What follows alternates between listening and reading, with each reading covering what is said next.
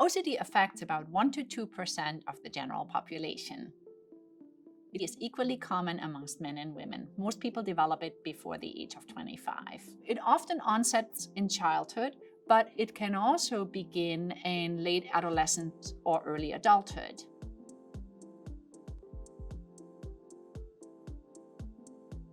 If you think you have OCD, the most important thing for you to do is to find a mental health service provider who can conduct a diagnostic interview with you. And they will assess whether you have OCD, but they will also determine if you have any other comorbid disorders as well, because those could affect treatment planning. So for example, depression is a very common comorbid condition in individuals with OCD. So together with your clinician, you will decide whether your OCD should be treated first, whether your depression should be treated first, or if you treat them at the same time. It's the same approach for both adults and children.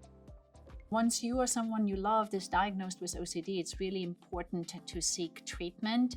And there are two types of treatment that we recommend. The first one is cognitive behavior therapy that involves exposure and response prevention. Let me tell you a little bit about cognitive behavior therapy. Cognitive behavior therapy usually starts with psychoeducation. That's where the patient can learn a little bit about the disorder and the treatment. And then your therapist will go into the cognitive exercises with you, meaning that you learn to step back from your thoughts and that you learn to consider another perspective. Usually you learn the behavioral exercises next. So that means that your therapist will encourage you to go back into situations that you might have been avoiding or that you can only endure with high anxiety. And then while you do that, you are doing what's called response prevention exercises. So rather than avoiding strong emotions like anxiety or shame or guilt,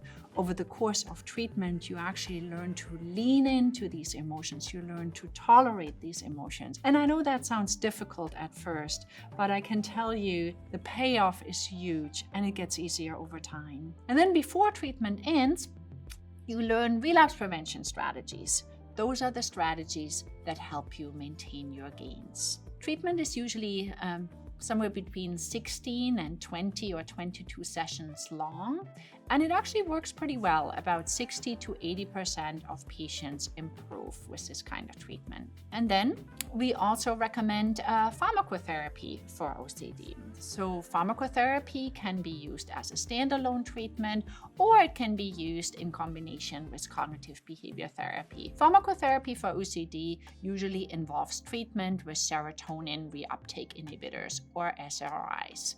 What you have to know is that these SRIs are often also used for the treatment of depression. And what's different in OCD is that the dose that's needed in order to be helpful for you is higher than it would be in depression. And also it takes longer for the medications to work. So it can take about 6 to 8 or sometimes even 12 weeks or so for the medications to be helpful for you. Usually OCD is treated on an outpatient level, but in some cases we are recommending higher levels of care, including residential treatments. The treatments that we have for OCD work for adults as well as children, and they can be conducted in groups and they can be conducted individually. Of course, when it comes to treatment of young children, the parents will often take an active role. When OCD is untreated, it has a chronic but waxing and waning course. In order to make sure that your OCD doesn't get worse, it's really important that you are an active participant in treatment. So that means that you go to your sessions regularly, that you complete your homework exercises in between treatment sessions, and if you're taking medication, that you're taking it as prescribed.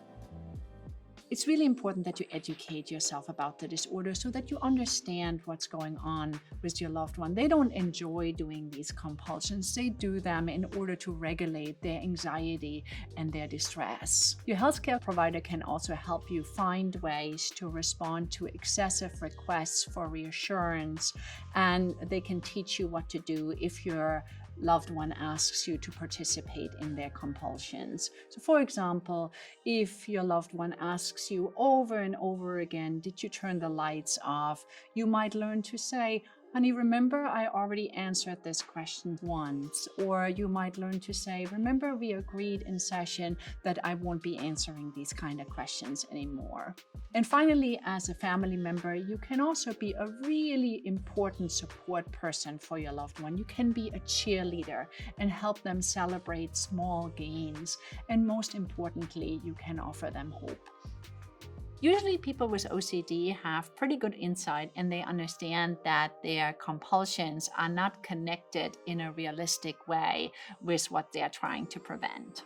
If you suspect your loved one has OCD and they are not interested in pursuing treatment, it's very difficult for you to convince them that they should be starting treatment. You could ask them where they think they will be 5 years from now or so if they are not pursuing treatment, and where they will be if they do actually engage in treatment. If you have a child with OCD, you might want to consider rewarding them for going to treatment sessions, for participating in these sessions, and for completing homework assignments. In addition to cognitive behavior therapy and treatment with pharmacotherapy, there are many wonderful patient-led support groups around the country.